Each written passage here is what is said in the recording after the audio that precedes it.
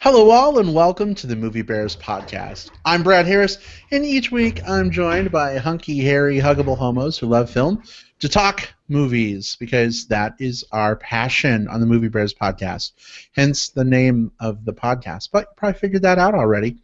Anyway, as usual, I'm joined by my wonderful, wonderful co-hosts and cohorts in crime. Jim Pugliafico, welcome to the show. Hi, guys, and welcome to the podcast, everyone. And Will Lindis is here with us as well. Welcome, Will. Hey there, movie fans. So excited to talk about these movies with you today. Awesome. You know what I'm excited about? What's that? I am excited about the fact that this is episode 130 of the Movie Bears podcast. Wow. 130. That's a lot of episodes. That's a lot of movies that we've seen and talked about together. Yeah, I would be interested to know, because we do a lot of double features, we do a lot of like top three. If there's a fan out there who wants to go through our entire backlog history and figure out how many movies we've talked about, there's a prize in it for you. But anyway, yeah, 130 shows. I was thinking about that today, and I'm like, good grief. That's a lot of shows. That's a lot. That's awesome. I remember when it was like episode 19, and I'm like, I can't wait till we're a real boy and have over 50 shows. So anyway, good times. Good times. Coming up on 200. I know, the right? big bicentennial episode. I know. We'll have to do something special for that. Of course, we've got like 70 episodes to plan for that. It's over a year away. But we've got plenty of time to procrastinate until the last minute and throw something together. Mm-hmm. Yep, we sure do. And we'll figure it out. I don't know what we're going to do for our 2-year anniversary this year without a Hobbit film to commemorate the occasion in December, but maybe it'll be Star Wars. I think it's that same weekend. Oh my God. Star Wars will be our new yearly anniversary tradition, guys. How exciting is that? Wow, that's awesome. And what's great is then after Star Wars has run its course, well, I mean, it's not going to run its course anytime soon, but there's always going to be some sort of franchise happening in December, right? Even before the Hobbit movies, we had Harry Potter, so we'll always have like an anniversary episode, whatever the next thing is to showcase. And that's cool. That's exciting. Indeed. Well, speaking of exciting, we have not one, but two movies to talk about tonight. We will be battling it out between two of this weekend's top box office earners. In one corner, we have the Barden Bellas from Pitch Perfect 2. And in the other corner, we have Mad Max from Mad Max Fury Road. Which movie takes the top slot in terms of sheer awesomeness? Find out what we think, but we want to know what you think. So as we're reviewing these movies, feel free to comment on Facebook, Google+, Twitter, email, smoke signals, whatever the hell you want to use. Let us know what your thoughts are, and we may give you a shout-out on air. But guys, we have so freaking much to talk about. Are we ready to just get into it? Yeah. I'm excited to talk about these. All right. So, for those of you who may be new to our format, we do have some new listeners. Welcome, by the way. We're happy to have you. We'll be talking about these films spoiler-free for probably the first 10 or 15 minutes, and then we'll give you fair warning before we hop on the train to Spoiler Town. And then we'll get into all the spoilery goodness. So, that said, that out of the way, here we go. Our discussion of Pitch Perfect 2.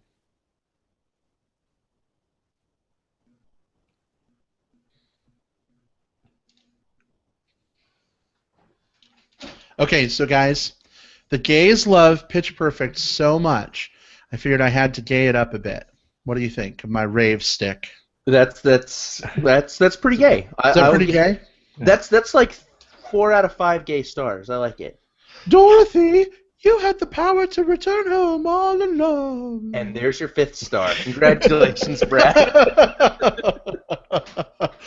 Oh, goodness. The gays love their Pitch Perfect, but does a second helping of Pitch Perfect live up to the first's hype? Will, I know you were a huge fan of the first movie. It seems only fitting you kick us off this time around. Why don't you give us your general thoughts, again, spoiler-free, and whether you think people should see it?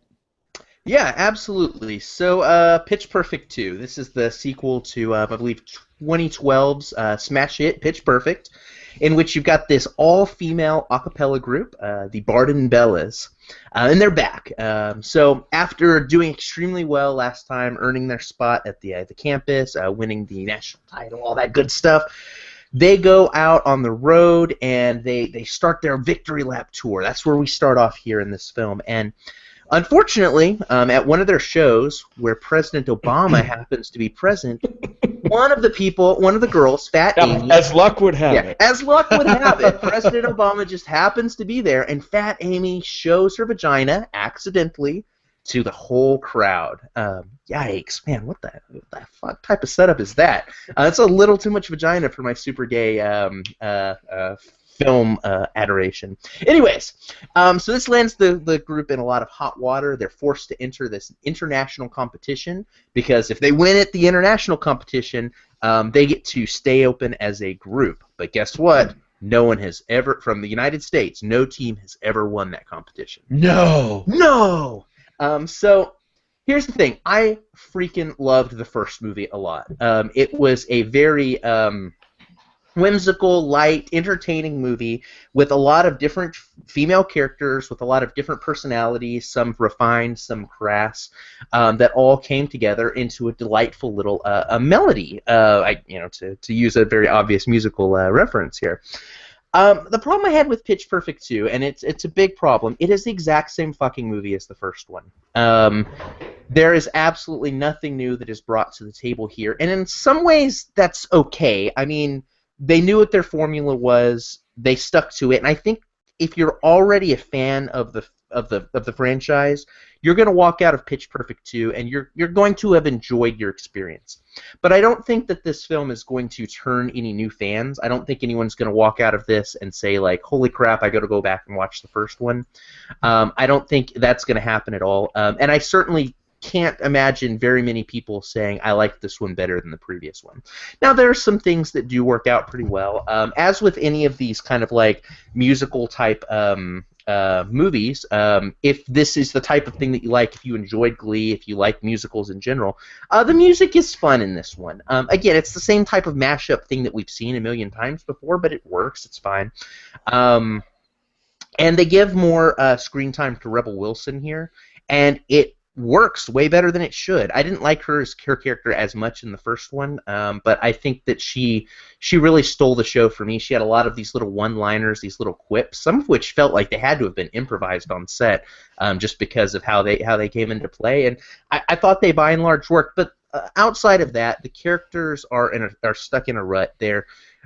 No one really experiences any real character growth. A lot of the characters, in fact, some of the supporting characters that were scene stealers in the first one, are much more in the back row, don't get a lot to do.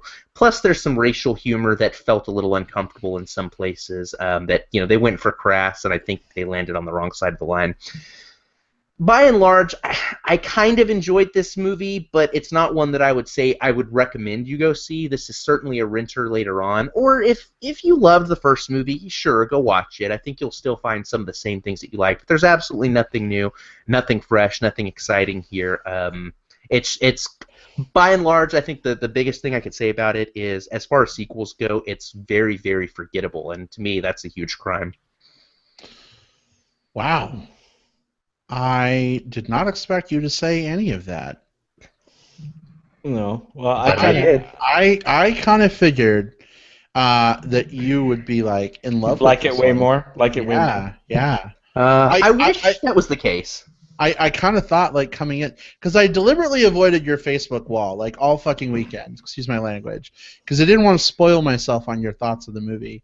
Of course, then I saw something you did today, which I hope as hell you're going to plug here in a little bit, because it's amazing. But I'm surprised to hear you kind of not jive with it as much as I thought you would. For me, I mean, Will, I have to echo your thoughts. I mean, this movie, it's pretty much the first movie all over again, in a way. I think that it suffers, though, because I felt like Anna Kendrick was pretty much just phoning it in the whole movie. I didn't feel that same heart that I felt with her character in the first film. And for me, I need those emotional touchstones. The movie for me tried to rely on Fat Amy for some of those, and I like Fat Amy. I like some of the comedy, but it was like Fat Amy and then the new girl that the heart is supposed to come from, and I'm like, new girl, you're stupid. I hate you. I don't care about you. Go away. Burn. And I know, right? Wow. I'm terrible. No room for new people with Brad. You know what? There's room for new people, but like, I don't know. It was just so But contrived. they're hot and hairy, maybe. Guys, I think the problem for me, in a post-Glee world, in a world where Glee has burned everyone out, decimated the landscape, musical mashups by teenage girls, I just find it really hard, I guess, to come back to these movies. I also liked the first one quite a bit, but I also saw that movie when it first, not too long after it first came out, and that was back when I still liked Glee, and I was still into the whole thing. And now it just feels tired. It just feels like this movie should have been made 4 years ago. And then I'm like, oh, wait, it was. You know what I mean? It just, maybe I'm over it, maybe I'm past it, I don't know. I did like some of the musical mashups. I liked some of the comedy with Fat Amy. I felt like they relied on her way too much, though. A little of her goes a long way. And I agree with you. I think some of the best stuff is stuff that was probably like ad-libbed on the set versus like those obvious setups where it's like, let's cut to Fat Amy. Fat Amy, say something funny. Oh, there we go. Cut back to Anna Kendrick. When it was more of just like a quick, like, oh my God, get her. What is she talking about? Kind of shot. That's where it was really funny for me, I guess. Overall, I guess the movie's successful. It's making a fuck ton of money, right? A lot of people are going out to see this movie. Had a very big weekend. Yeah, it had a huge weekend. You know what I mean? I think they said something like it made more in its first weekend than the first movie made in its whole theatrical run or something like that. Right. Yeah. It's super popular. It is fun. I mean, it's a fun popcorn movie, I guess. But, dog, for me, I'm over it. Jim? That's too bad. I mean, I think this movie, aimed to be a crowd pleaser, and I think it kind of is. I think I hear a lot of feedback from people, coming out of the movies that say, they really liked it and stuff, but, man, I don't know. For me, you guys seem really kind of lukewarm at best on it, and I didn't really like it at all. And I tried to watch the first movie a couple of times, and it was okay, but it's not my bag, so I didn't really get into it. And I think the problem with this movie is that it didn't have going for it what the first movie had going for it, which was a sense of discovery of the characters and how we're learning who these characters are, and what we're seeing them for the first time come together as a team, and that kind. It had that kind of narrative impetus going for it, and this one just really kind of rested on its laurels a lot. Same characters. I was really disappointed in. And Brad, you mentioned it, in the Anna Kendrick character.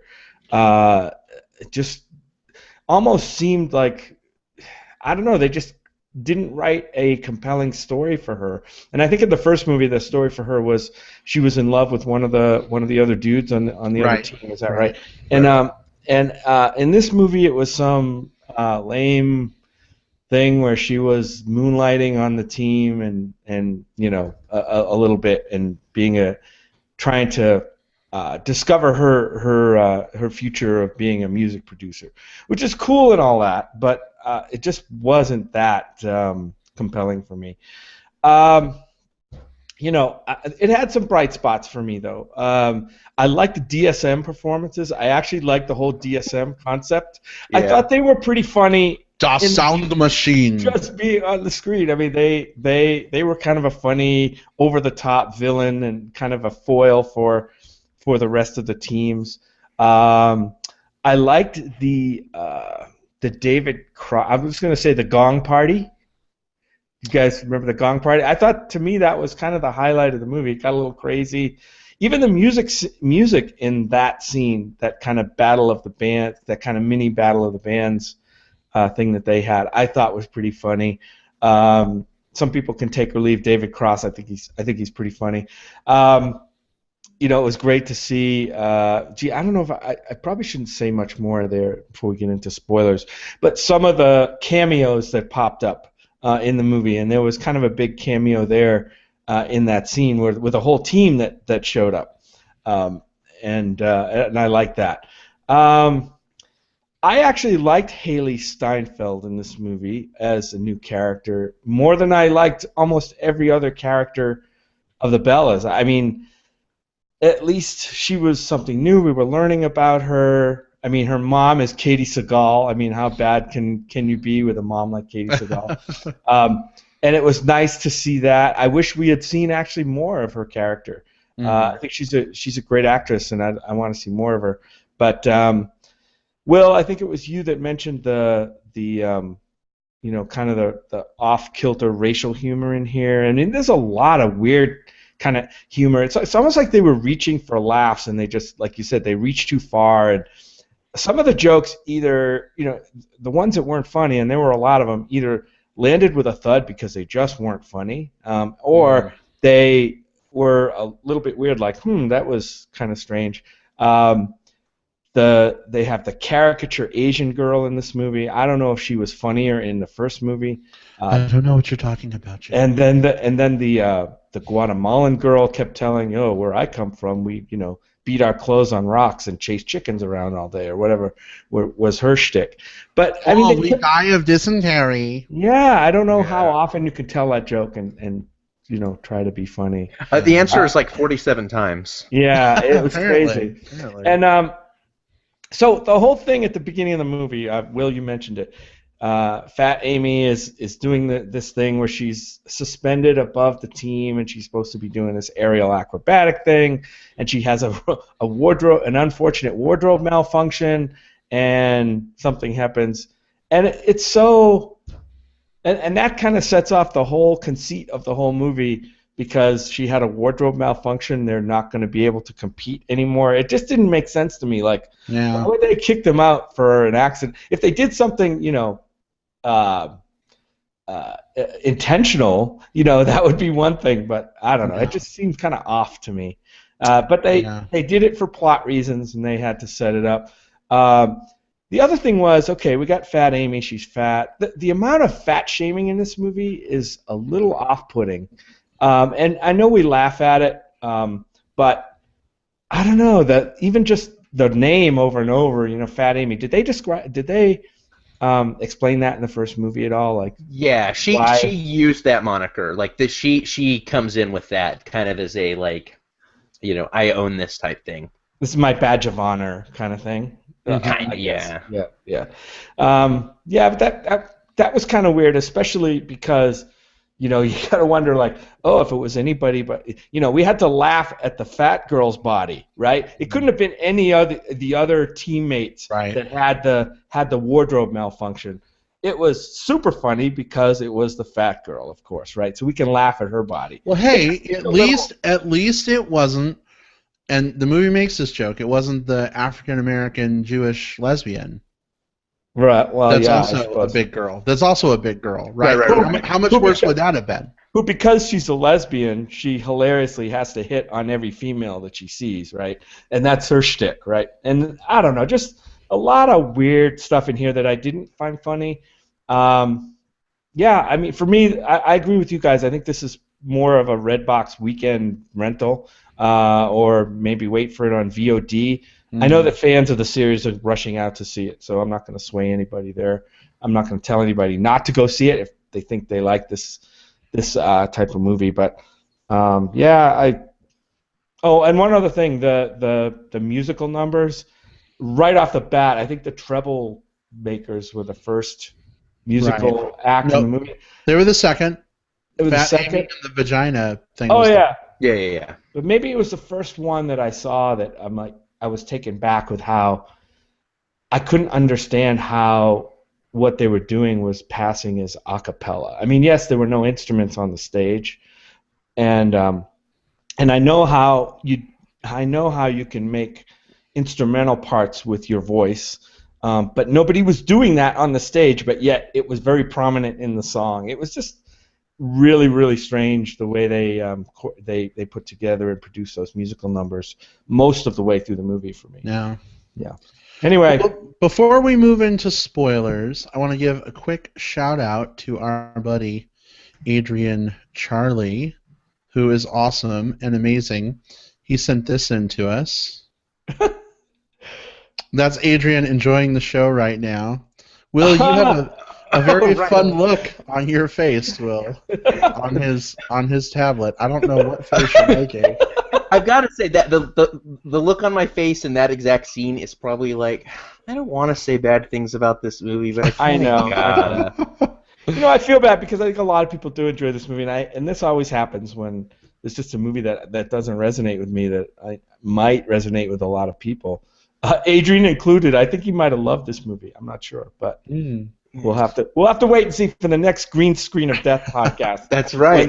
When they put that out and review this movie. Can't wait for that. I want to hear that. Yeah. We've also got one more comment from, and I don't know if I'm pronouncing his last name correct, Matt Broussard, Comic Book Bears podcast. He says, which movie had the better eye candy? Was there any in Pitch Perfect 2? I'm going to comment on that for a moment. So, one of the redeeming values of Pitch Perfect 2 was the Green Bay Packers. Yes.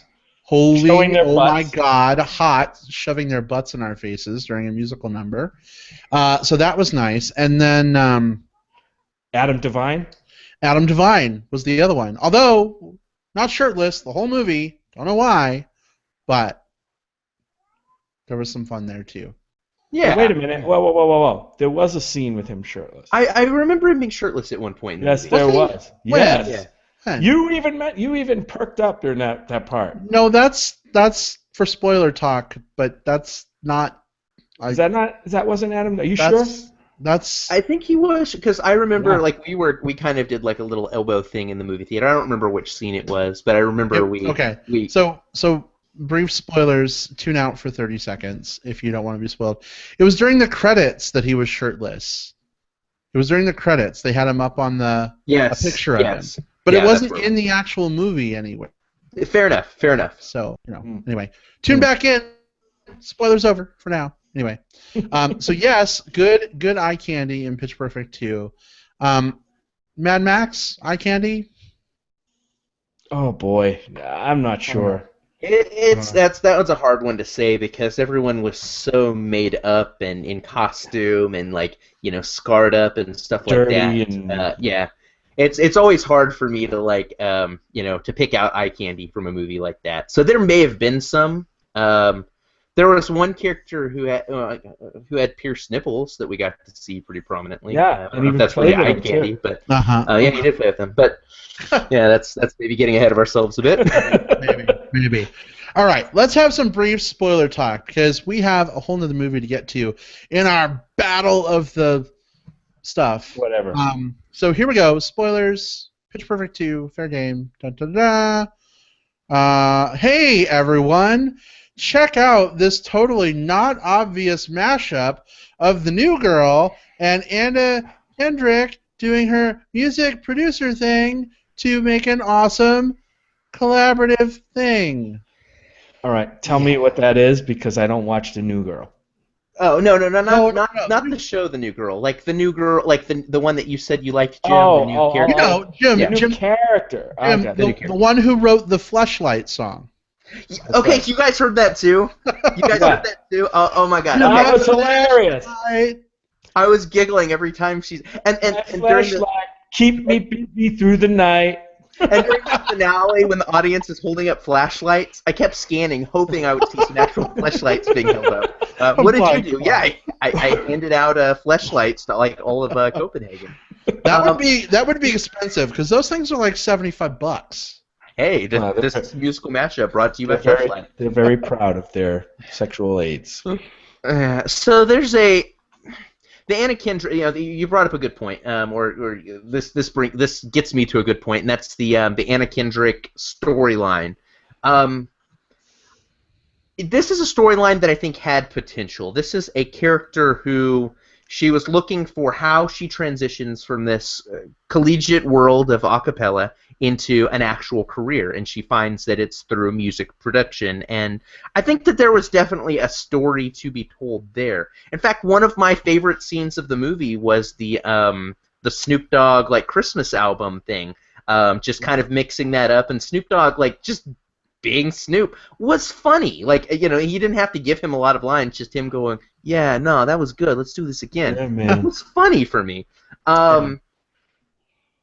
The problem I had with it is twofold. One, Brad, you hit the nail on the head. Super predictable. You knew it was going to be the new girl with her original music, plus Anna Kendrick, who doesn't have the ability to create new music, mashing up something with what she did. Okay, predictable. I wish it had been something else. But more so for me, her story there, she keeps hearing from the music producer that's working with her, like, I'm not hearing anything original here. All I'm hearing is the same thing done over and over and over again.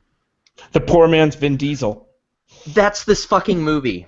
The problem that the producer had with what Anna Kendrick was laying down was the problem I had with this movie. It's a mashup of all the things we saw before. There wasn't any originality. So the movie has this story, this plot line, which could have been really interesting about being original, but it does so by relying on all of the exact same tropes and themes that you had in the original film. That was problematic for me. Yeah, well, I definitely understand what you're saying.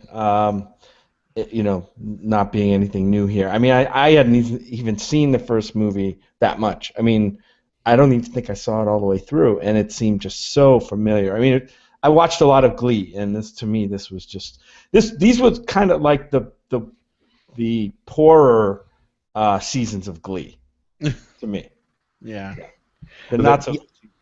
And this, I mean, honestly, there is a good movie hidden inside of this movie. The stuff that worked really well, and I think that the film had enough of the goodwill from the fans to have done something special. What this film, even if it wasn't original, okay, if it was just kind of doing the exact same thing again, whatever.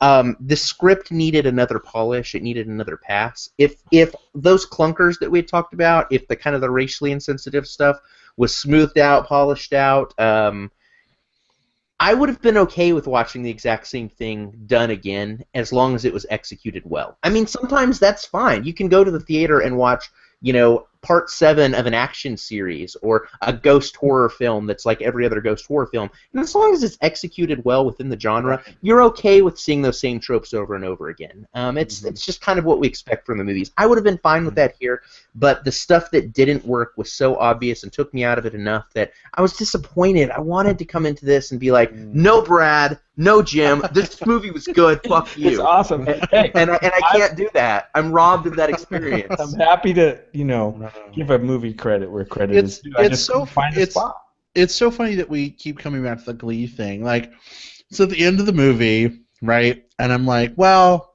here's the thing. Yeah, it's a lot like Glee. At least we haven't had a Journey song. And then what did we get? Yeah. A Journey song in 3 different languages. Mm-hmm. Thank you. Yeah. Again, I guess this is me just being over it. But I will say the final Fleshlight performance, when they brought out all the Bellas of the past, I actually did kind of like that moment. Yeah. I kind of thought that was neat. It felt like cheating. A little bit. Maybe. Did that feel like cheating or what? Well, like the sound machine has like 50 people in it. I don't know if it feels like cheating, and I didn't really want to get into the like it's like Glee thing because musicals are a genre itself. So there's going to be some similarities because of the genre.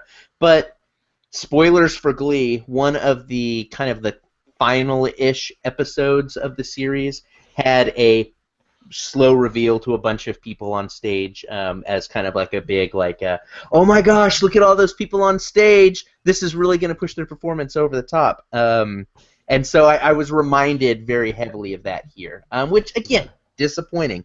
I did like that the little stinger at the very end, with not stinger I guess, but the credit sequence with Adam Devine.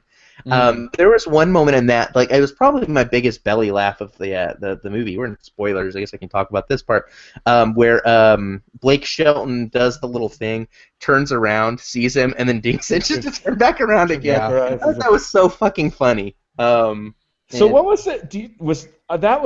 It seemed like a legitimate setup, like they didn't know who was actually going to be on the stage.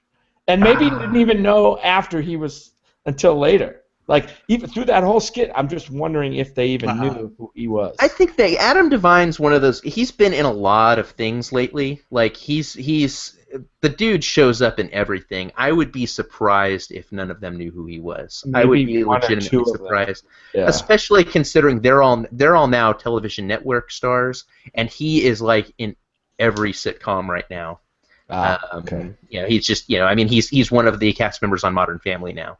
Oh, really? Okay. Yeah, he's of the non-family members, he's like the, I guess, most prominent non-family member. He shows up in like 2/3 or 3/4 of the episodes now. Yeah, I got to get back to that show. Kind of lost touch with it. It's one of those like I'm getting ready to go to bed shows. I can kill a couple of minutes with this.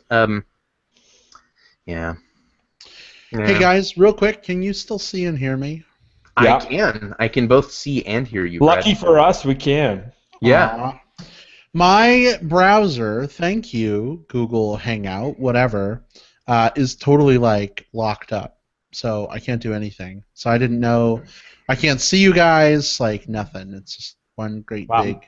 So we might be recording forever. Is that what you're saying? Forever. I guess. I don't know, because I can't access any of the show controls or anything. So I don't know what's going on. If I drop out, we could be in trouble. I hope I can get back in. Well, if so, we'll start figure another something show. out. Yeah, we'll start another show. Listeners, if you're on right now and you're just like, where did the show go? They were in the middle We'll start of another talking show about where we something. all love Pitch Perfect 2. Yeah, that would be great. We'll just put that one on instead. Oh my God, did you love that movie? Did you love that part where like Fat Amy said the thing? That would Oh be my God, guys, I'm back. Google Chrome. I don't know what the fuck it was doing for fucking 2.5 minutes. Excuse my fucking language, Google Chrome. But anyway, I'm back. It was searching for fleshlights. I'm back, pitches. We are well into the show, and is that the first time we've used pitch to mean bitch? I'm really surprised by that. I am really surprised we haven't been just like pitch slapping all over the place. I know. So there's one other thing I wanted to bring up as slightly disappointing, and I mentioned it in the pre-spoiler section, but in the first film you had a couple of characters, Lily, who was the Asian girl, and Cynthia Rose, who was the black lesbian, who were scene stealers for me. The Asian girl in the first one, Lily, she had these.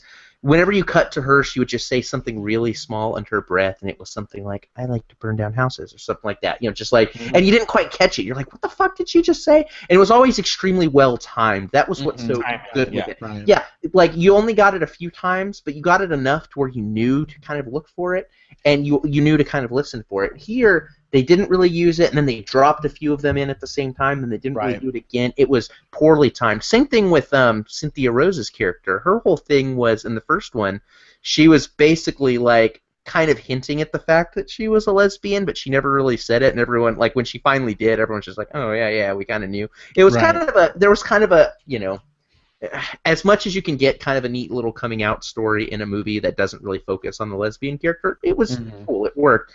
And here you got to see so little of her except for her just like throwing herself on the other girls. I was disappointed. Oh, yeah. Yeah, in that scene where they're like in the retreat, right?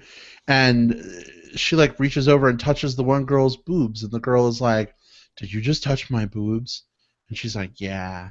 I was like, creepy? Really? And that's what we got from the character. Like, if we'd seen more of her, like, a little thing like that wouldn't have necessarily been the end of the world for the character, but that was, that was probably like 1/3 of her lines. Like, it was disappointing. Right. And that's part of why the Rebel Wilson character worked so well for me, is because we got to see so much more of her, that you got to actually see her as more of as a full character. You got to see her with some of these emotional beats. You got to see the funny stuff. Honestly, she was the only character that I think I through and through enjoyed in this movie. Not saying every one of her jokes landed for me, but I was surprised that I enjoyed her so much compared to the other characters who I fucking loved in the first one. Mm. Guys, are we going to get a Pitch Perfect 3 that's like Anna Kendrick and Fat Amy's kids in college? I know we're becoming going to get Bellas? a Pitch Perfect 3. You can count on it. There's going to be a Pitch Perfect 3. I mean, this movie's making a lot of money. There's an audience for it. I mean, I hate to go this route, but I like to see when a female director does well at the box offices, because absolutely. that's not something you see. That's huge. So there's a lot of things that I'm enjoying about kind of the metagame to this movie. Mm-hmm. There will be a third one. I just, I don't think it's going to be like the kids of them. It's probably going to be like, here's the plot, and this is I'm stealing this from Glee too, so bear with me. The Any way you want it, that's the way you The need Bellas are back after struggling for the last several years to try to rebuild the the prestige that they had in previous years. They need some help, so they call in some help. Some additional coaches from the past show back up at the Bella House to teach the new recruits how to pitch slap the competition. That's Pitch Perfect 3. Nice. You need to pitch that, Will. I don't need to pitch that because they're probably already writing it. Like it is that shit's done. That someone is like 2/3 of the way through the script and it's just like calling the cast, just confirming. But Anna Kendrick and her beau from the Troublemakers are back, and they have a kid, and everyone calls him son of a pitch. That'll be a joke in the next one. Yeah. You son of a pitch. Anyway, and I'm not gonna. I mean, Elizabeth Banks. We mentioned female director. I think there's some promise there. I don't think she's directed a lot before this movie. I don't know. Maybe somebody can look it up. But I think this might be her directorial debut. Actually, it may be. She was in the first movie. She was also in this movie again as the announcer, right? The one of the announcers. So, I mean. Not a terrible debut, if it is a debut. I think there's some things I think that probably could be built on here for the next movie if indeed she stays on as director. So, I mean, the way I look at it, it's weird how like this movie being at least critically, if you base it on what we say, not as well reviewed. As the first movie or as well liked, does gangbusters more business. I mean, what do you think the phenomenon is for its being so successful? We'll have this be our last thought because we do have a whole other movie to review. But Will, what's your response to that? Yeah, well, the first film was extremely successful, but I think a lot of people didn't discover it until it hit Blu-ray DVD. Like, I remember this was one of the films. Think back to when this came out, like 2012. Like, so streaming was not like. Streaming obviously was a thing that was happening then, but it wasn't quite as prevalent as just go check that shit out on Netflix as things are right now. Mm-hmm. This was one of the films that I seem to remember getting extremely popular on go rent this on Amazon, go rent this on Netflix, or Redbox. Or Redbox. Right, yeah, that's that's where I saw a lot of it go. So a lot of people came into this probably having not even seen it in theatrically the first time, having caught on to it later on, and then joined the cult following. And I will say that this is, at least if you go by Rotten Tomatoes, which is a whole different game in and of itself, this is still ultimately a fresh movie. It's at 68%, so it's not a stellar film in terms of how it's being reviewed, but certainly when you can't put it up against Hot Pursuit and Paul Blart Mall Cop 2, both of which are sitting at a 6% right now. Right. This film is resonating with people, not just with fans, but with at least 2/3 of the critics that have seen it. Mm-hmm. Yeah. All right. Gosh, I feel like the bad guy. I'm sorry to curtail conversation. Jim, I think I saw you rolling your eyes at me. I'm sorry. Did I roll them at like 3 times? 3 times you rolled them. I feel terrible. But I am our resident conductor, and we do have another movie You're the to boss. discuss. Not the boss. I'm our conductor. Guys, I think we're set with Pitch Perfect 2. Yes. Mm-hmm. Good to go. Okay. All right. Well, that officially wraps up our Pitch Perfect 2 discussion. Sorry for the sudden segue, but guess what? Whole nother film to review. So here we go, our discussion of Mad Max Fury Road.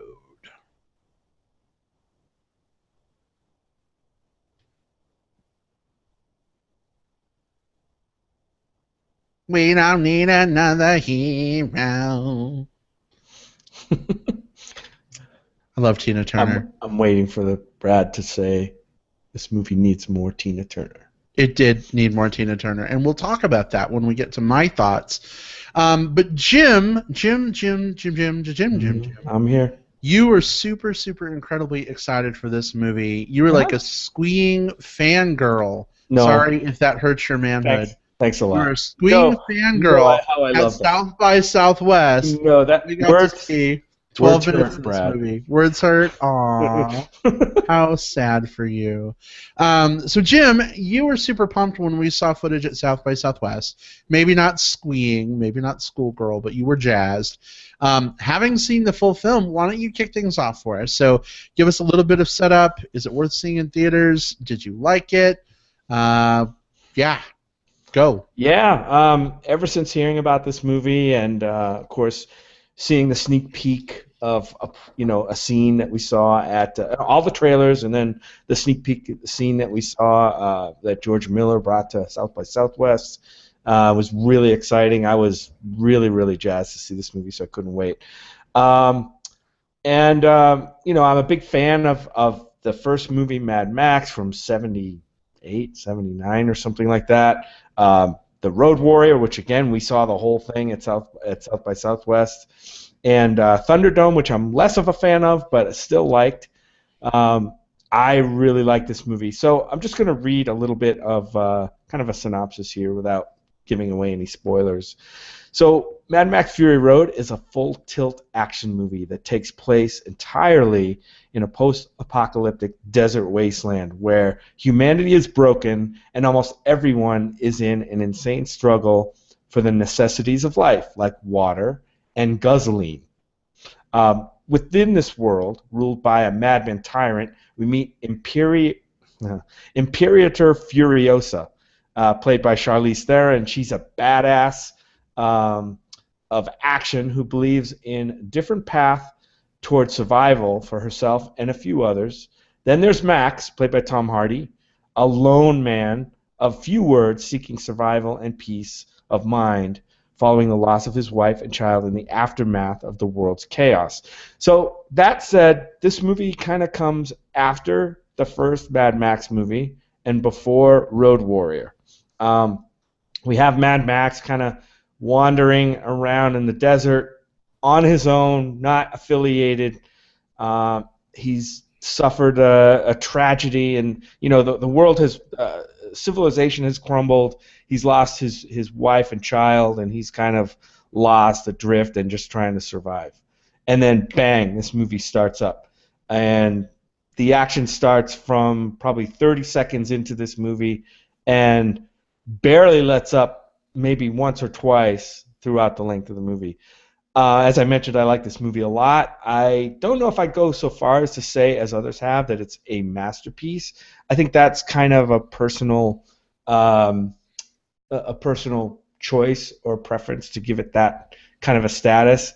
But I will say, with its practically non-stop, over-the-top action set pieces and its incredible camera work, I'll just say that I think this movie kind of like reestablishes the bar for action movies, because we haven't seen an action movie like this in a long time, I don't think. We could talk about Avengers Age of Ultron and Transformers and the action in those movies. It's just, it feels different in this movie.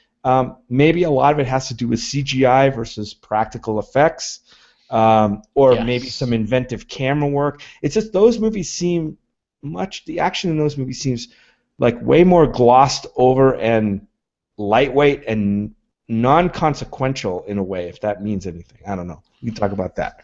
Jim, you gotta say something? I mean, for you, is it Because it's people versus people instead of people versus giant robots or people versus an army of robots that you know aren't really there. You know, that's a good point, and that may be part of it.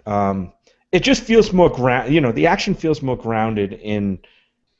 I say reality, but this is kind of an unreal world that they live in, right? It's post-apocalyptic, like we haven't seen quite like this before. It feels like a more realistic post-apocalyptic world where people have like cobbled together these vehicles made out of existing car parts and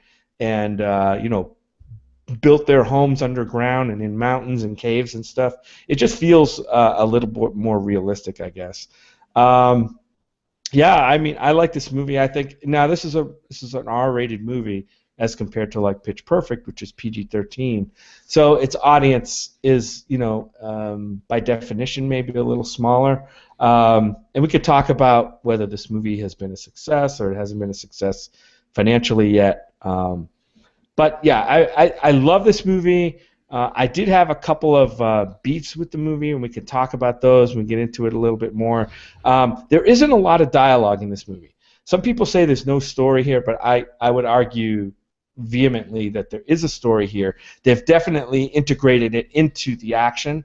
It's not a complex story, but it is a story, and I think it's one that's interesting. And I think all you really need is a simple story if it's well done.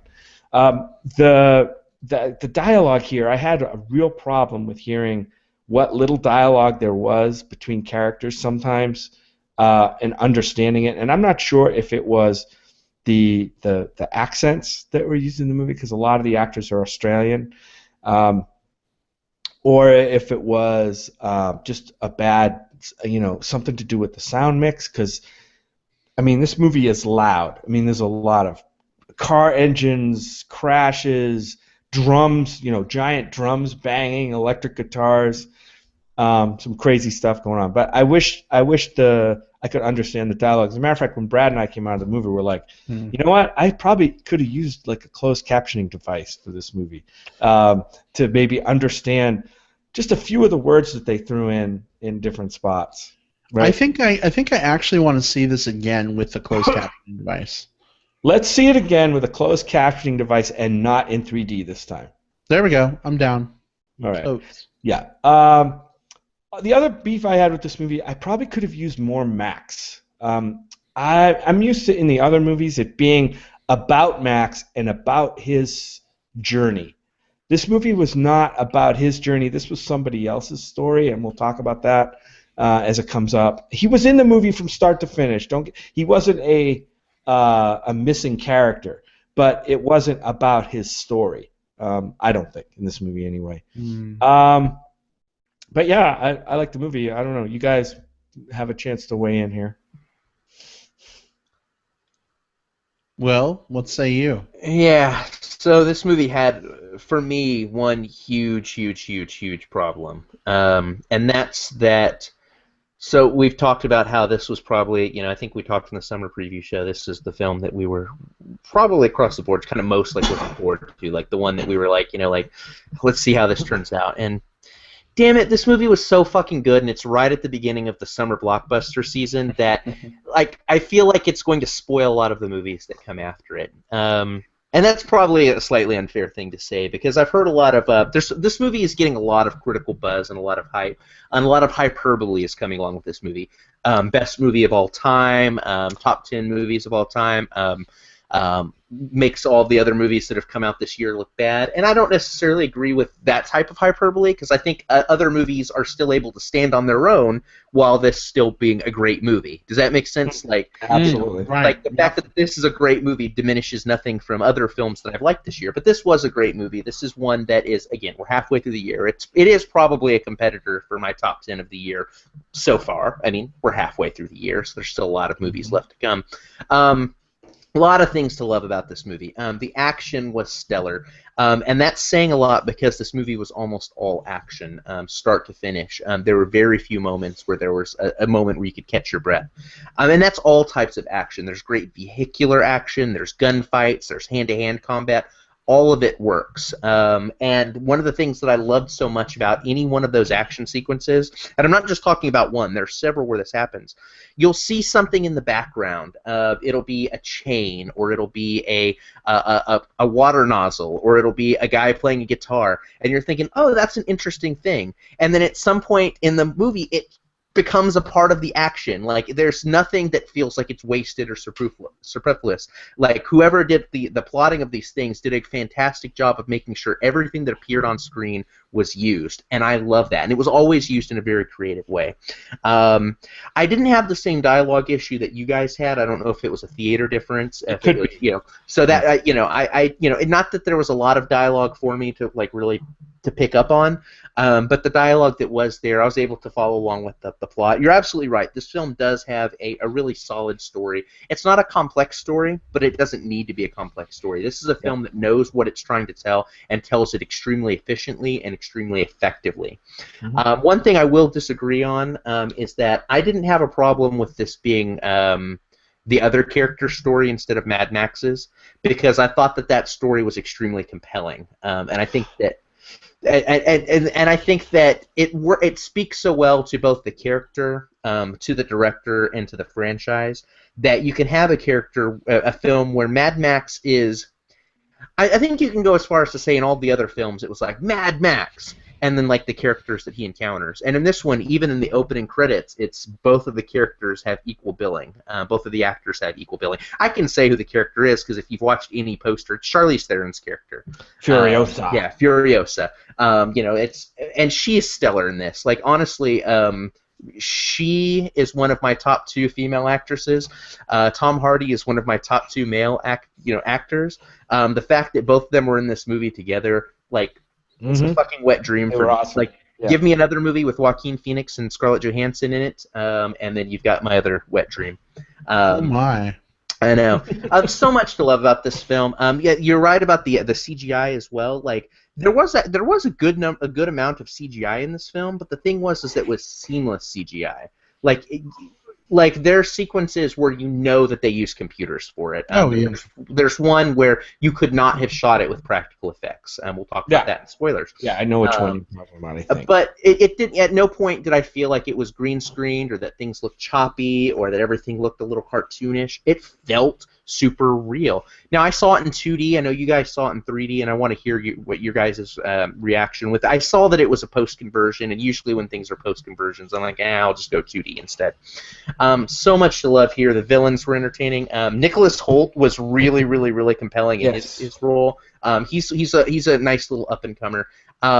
There were some supporting characters who I can't talk about now because they're super important to like the reveal of this film. We'll get to them in spoilers.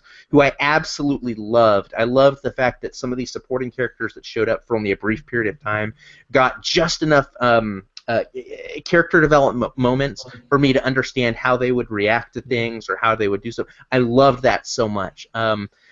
This movie's sitting at a 98% on Rotten Tomatoes, which is a crazy number for a film to be sitting at right now. But I totally, I get it. Like, the hyperbole is maybe going a little too far. This may not be one of the best movies of all time, but this is in the discussion for the best movies of the year.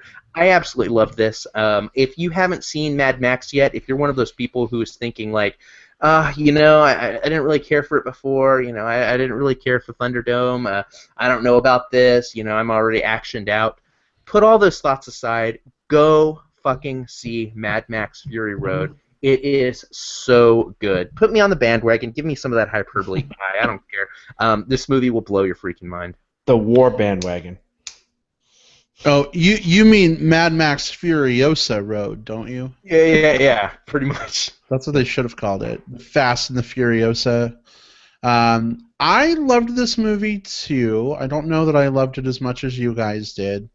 Part of it may be that our theater was really, really warm, and I slept through some of it because I couldn't understand what was being said, and I just kind of lost it. But I caught, probably 96.5% of the movie, and what I missed, I caught myself back up on to kind of fill in the holes. I agree with you, Jim. I think more of Max would have been great in this movie. I love Charlize Theron. I love the storyline with her character, but I felt like, for much of the movie, Max is the backseat driver to this. And if you want to make a Furiosa movie, fine, make a Furiosa movie, but it wouldn't hurt to have your title character play a bigger role in sort of what's going on. I felt like most of the movie, he's kind of on the outside of everything that's kind of happening. So yes, he gets to be part of everything, but in a way, like I was hoping for some of the emotional anchors and tie-ins that kind of explain some things that we see. Like, we'll talk more about it in spoilers, but like he's seeing things, like visions of things and people, and he's hearing things. And, it's been 20 years since I saw the original Mad Max movie, and 15 since I saw Beyond Thunderdome. So I kind of forget who these people are, what they're about. I think for me it would have been nice to kind of explore some of those things a little more than just flashes and snippets of sound. I found myself interested, and I was hoping for a payoff there. And, I guess I don't have to get everything I want, but I just was kind of scratching my head a little bit, like, wait, who is this supposed to be, and why is this relevant, and what's going on there? I thought overall, visually, the movie was, completely stunning. It was awesome. Loved the sheer amount of practical effects. Yes, it's a great action movie. I'm gonna go slightly negative though. For me, it just was too much of the same action sometimes. Like, the first half of the movie, we've got all this action, cars and people jumping on cars and gunfights, and then, the second half of the movie, it's like the same action all over again, but wait, now we have people on poles, and I guess it's a little different, so it's cool.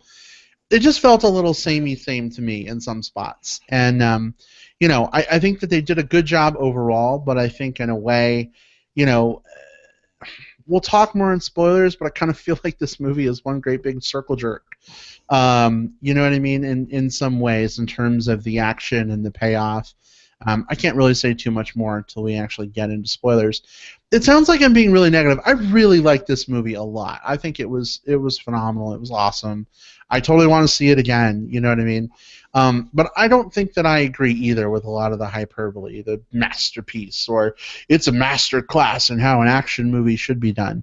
I think it did a lot of things amazingly well, and credit, to the director and writers and cinematographers and actors and, et cetera, et cetera, et cetera. But I don't think it's everything that everyone is saying it is.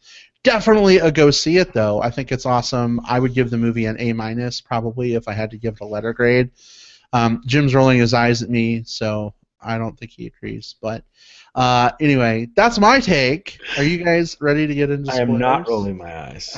Do we have any, and maybe we don't, do we have any other like non-spoiler things to bring up?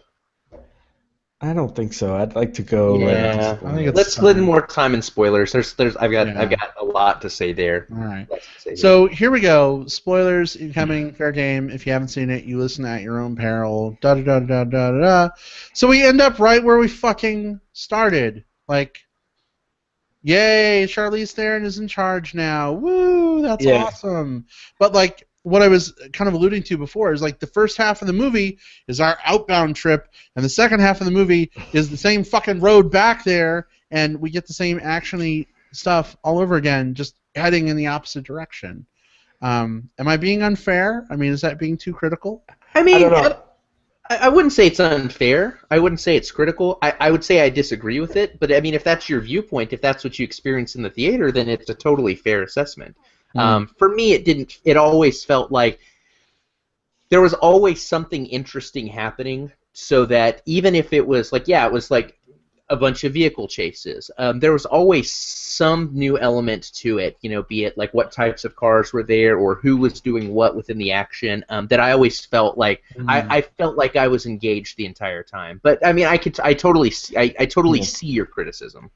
And I think what happened for me was, had this totally compelling, the first half of the movie, I guess, or probably 2/3 of the movie now, was their journey to, or Furiosa's journey to the Green Place, which was her home, where she grew up, where she wants to return to get away from this crazy motherfucker that's running running things back where she came from, right? And somewhere that's green. Yeah, the Emerald City. It basically was the Wizard of Oz. So they're on their way out, and they, this is a big spoiler. They get all the way out there. She finds some of the people that knew her when she was growing up, but the green place is totally gone. It's been wiped out, and it's a really compelling scene. I thought, like, totally dashed dreams, because the audience is like, oh my god, I can't wait till they get to this destination.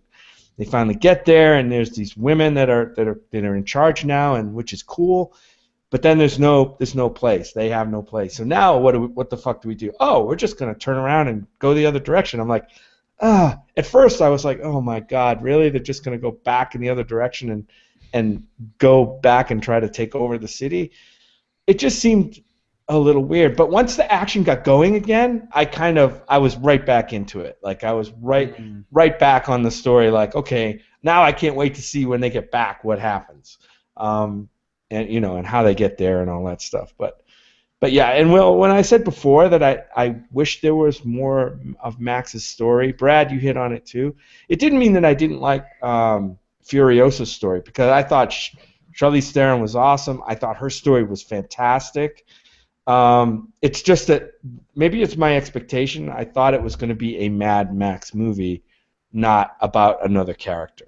And that's all. And it doesn't mean the other character's story was bad or anything like that, but it just kind of caught me off guard. I think it's not necessarily that it's bad that there's another character that has a big, huge, meaty role or story.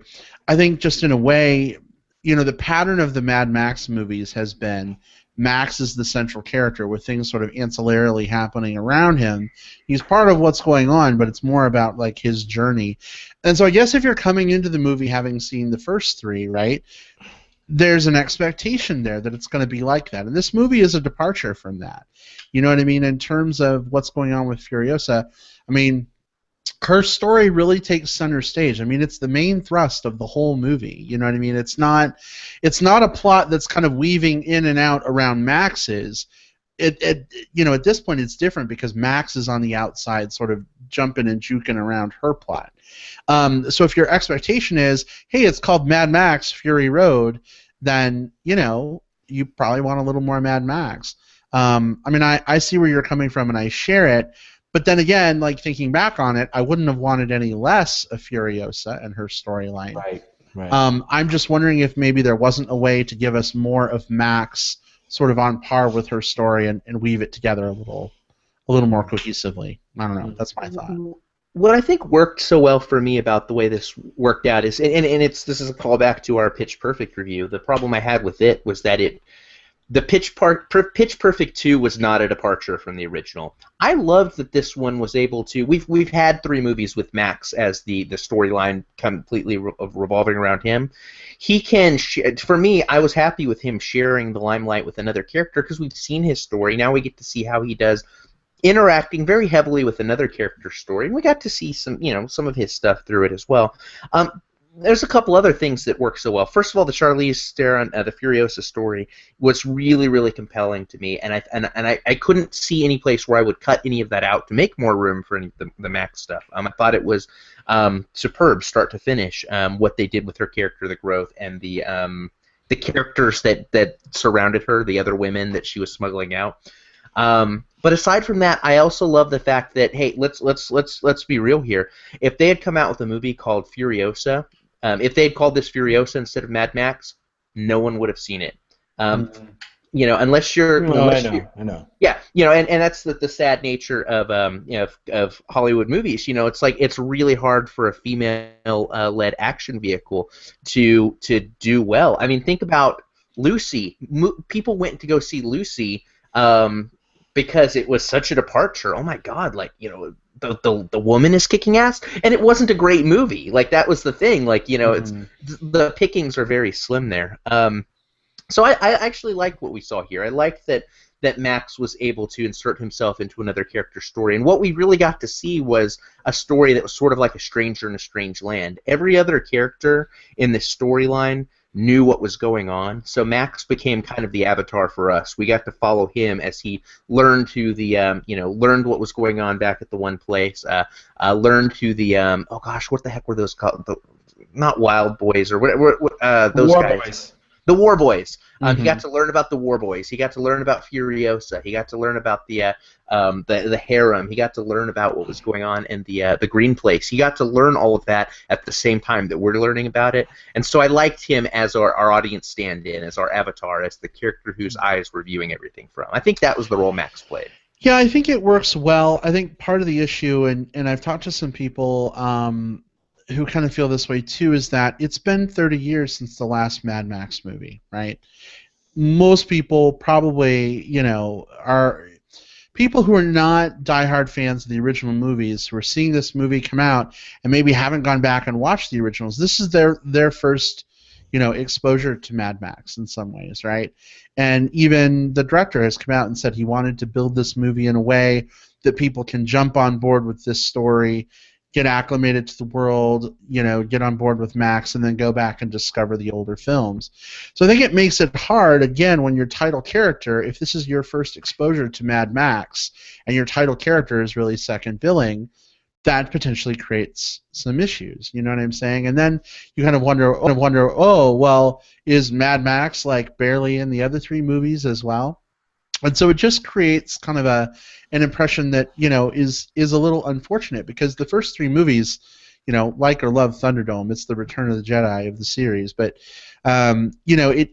they have so much going for them, and I think it's unfortunate that some people are saying, yeah, Fury Road is cool, but it's not really that much about this Mad Max character, so I don't really need to see the other ones, and I think that's sad. I mean, if you guys, if this was your first exposure to Mad Max in Mad Max Fury Road, do you think it would make an impact for you that he was not in it as much as he was? I thought to me, I don't necessarily buy that criticism, and I totally accept where people are coming from with it, but I felt like I got to see a lot of Max. I mean, he was, like we said, he was in every single scene, reacting, responding to the things that were going on. We got to see some of his personality come out. We got to see his backstory. Yeah, he wasn't the starring force, like taking all of the scenes, but I think we got to see a whole heck of a lot. And we're going to see a whole heck of a lot from him too in the next ones that are coming out, because they've already announced that they're assuming people tune in for those. I mean, what really did we learn about Max? If this is your first exposure to Max, who he is, what his history is, what drives him, what torments him, I mean, ultimately, beyond some brief snippets of some girl that we didn't know who she was, what did we learn about Max as a character if this is your first time coming in wanting to find out who he is? Go ahead, Jim. I would say the only thing you would probably learn is that he's a loner. He's got some kind of twisted history, and we know this because they showed these kind of flashbacks, these sudden flashbacks. But you're right, Brad. I don't think they were ever really explained in the movie. They showed them, and seeing the previous movies, I'd have to go back and re-look at them to see exactly what they were trying to say with those flashbacks. Other than he's an emotionally troubled dude. He's on his own. He's a lone ranger at this point. Other than that, didn't really, and he's someone who could be trusted in a situation.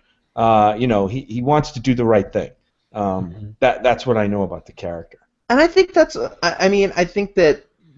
heck of a lot to learn about a character in a movie that is like pretty much all action, save for maybe 15 minutes of pausing and taking a break. This is a character who I don't think we needed to dwell on his flashbacks anymore, because what we learned from him was that this is a guy who in the past has had tragedy happen to him that he feels responsible for him, and it shaped his personality. We could have spent more time like him having like a heartfelt this is the thing that happened in the past to me. But I don't think that's the type of character he is. I think that would have been a false sequence for him to have kind of spilled his guts to Furiosa about his past. We barely learned his name. So what we learned from him was we learned that he is a loner. We learned that he's a drifter. He's a character who has trust issues, but once he gets involved with someone, he latches on. And I'm not talking romantically, but he gets pulled into this plight out of a survivalist instinct. We learned that he's a survivor, but once he gets pulled into this, he lays his life down on the line to protect these women, to protect Furiosa, to protect this mission. So this is I think it's maybe selling the character a little bit short to say that we don't learn a lot about him because, again, for a movie that is both characters get equal billing, and for a movie that is a lot of car scenes and a lot of fight scenes and a lot of gunfire, I think we learn a lot about the character not from like them telling us about him, but from him showing us how he responds to things.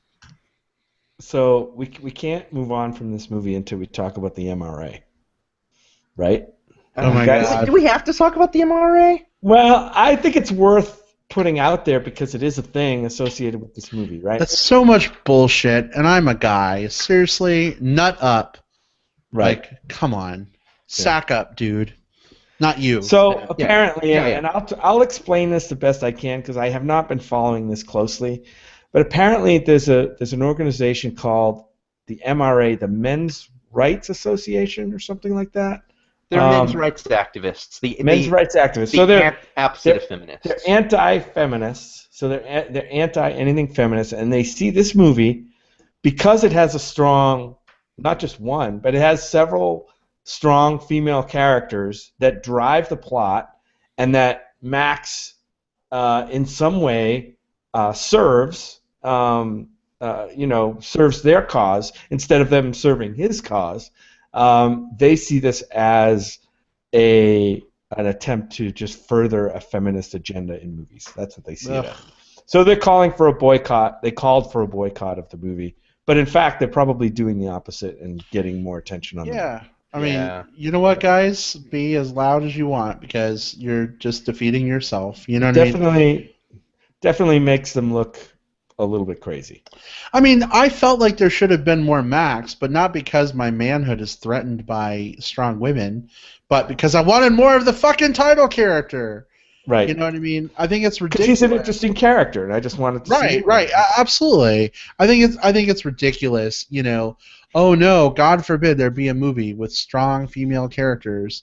You know what I mean? That maybe a male is outnumbered and is more of a servant is the wrong word. Supporting, supports or serves their story, right? Right, to their story.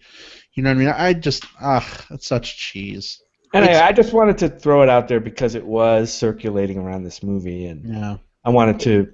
I don't know. Maybe I did too much we're doing too much by even recognizing it, but no, I think any time where we have a chance to say that these MRAs are a bunch of assholes, I think that's an okay thing in my book. What a bunch of a-holes. And my thing is like, and I mentioned this before, like you don't get a lot of movies where you have strong female leads in a genre that I guess you could traditionally call like a male space, the action movie spots. And it's super refreshing. It is very refreshing to see Charlize Theron's character in this was at no point a damsel. At no point was she like a princess. Relying on Max. Like she was as much a badass as Max was. Like neither character I felt like in terms of being a badass, we can talk about, how their plot, character development, whatever, but in terms of actually being a badass and doing badass things, I think both Max and both Furiosa like really delivered. Neither of them was kind of second fiddle to the other. That was refreshing. They didn't do the subversion thing where Max was the damsel that was like having to be protected by Furiosa. These were two characters who were both extremely capable and were extremely capable together. So that was super refreshing. If someone has their problem with this movie because of the strong female leads, fine. Don't go see this movie. Don't go see movies in general. Just fuck off. Yeah. And I hate to be so bitter about this, but I mean, this is a dumb thing to be. Don't let it work you up. This is a dumb thing for people to be excited about. While we're on the subject of females, I liked the I think there were like 4 or 5 supporting females, the ones that were being escorted by Charlize Theron. Mm-hmm. When we first see them, it just looked like 5 different girls who were all wearing white, and I kind of figured that they would all be somewhat interchangeable. And each one of them had a personality trait that came through in one way, shape, or form. There was the gorgeous kind of the pregnant one who was kind of the lead. She did a lot of like throwing herself in harm's way because she knew she wouldn't be harmed. We had the girl who was a little bit more capable, who knew how to do the bullets and stuff. You had the one girl who was super regretful and wanted to go back. You had the one girl who had the relationship, I guess you could call it that, with the Nicholas Hoult character, Nux. And then you had the other girl who was a little bit of the smaller character through most of it until you get to the very end and she interacts with the new women that show up, and she becomes the new carrier of the seeds to the new land. So each one of those girls got a plot beat around them. Small, because, again, there wasn't a lot of room to cram. No. But for a film that had both Tom Hardy and Charlize Theron, that had Nicholas Hoult in a very high-profile supporting role, all 5 of those other supporting characters, that's 8 characters who all got something to do in the storyline that made them in some way, shape, or form memorable. That's what impresses me. They were able to cram those into the cracks of this already very packed action film. Yeah, and I think this is a movie that just gives you just barely enough of its character development to tell its story. It doesn't give you a lot for any of the characters. That goes for Max. That even goes for Charlize Theron. Nux, I mean, even he had his moment, which I thought was one of the better emotional moments in the movie. Kind of later on, when he's just kind of telling one of the women what his plight was and something about his sickness that he has, because he's one of the war boys, right? And we don't really know their whole story. They look like these guys. They're all kind of very pale and sickly, and they talk about this kind of like death and rebirth that they go through. Valhalla. Yeah, they're there's a lot of honor in reaching their death so that they can be reborn again, which I didn't write quite. That was fascinating to me, and the whole spray paint thing on the mouth. I have no idea what that's about, but I just I guess it gave me just enough to want to know more. And maybe they'll explain more in the next movie, which, by the way, was just announced today. Oh, really? Yeah. Yes. You want to know the name? Yeah. Well, if it gets made, if it ever gets greenlit, George Miller has said that he's got a script for the next movie already, and it's called Mad Max: The Wasteland. Interesting. Which might make sense, because he had that line where he was talking about, like, I know what's out that way, only salt for, so that it might kind of explore what he was doing out that way. When we talked about we talked about John Wick a little bit on this show, and one of the things that blew me away about that movie was how much world building it did without doing a lot of narrative scroll or some guy saying, like, here's why things are the way they are, or this is a movie that's very similar to John Wick in that regard. With those war boys, we got to see a lot of what they do and how they do it, and we didn't have a narrative scroll. We didn't have anyone saying, like, they spray the spray paint because of this. We got to see it kind of as it was in action. We can kind of draw our own conclusions. They kept saying, like, we got to be shiny for Valhalla. Like, that was their ritual. Like, I'm going to death. That must have been one of the lines I couldn't hear. Yeah, they wanted to. That was how they prepared themselves for death, because they were going to be reborn in Valhalla as, strong victors, strong champions, and they wanted to go shiny. That's what the spray paint was for. Interesting. But I love that they could have had a scene later on where they're chilling and Mad Max is like, what's up with the spray paint? Oh, the spray paint is for this. And if this was another movie, they probably would have done that. But I don't think it was necessarily needed. I like that we got to just experience this world. We got to let it wash over us. Mm-hmm. The spray paint is how they mark themselves as members of Sparkle Motion.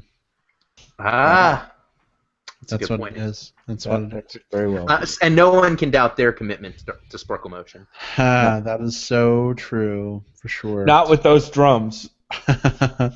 Well, guys, are we ready to move on to some plugs as we look to wrap up here? There's a lot to talk about with this movie. There's just so much to unpack. And Brad, I'm going to take you up on your offer. I definitely want to see this one again. Yeah, let's do it for sure. I would love to. Mm-hmm. So as we move on to plugs, before I give my plug, I want to do a little quick shout out. I guess, kind of, Jim.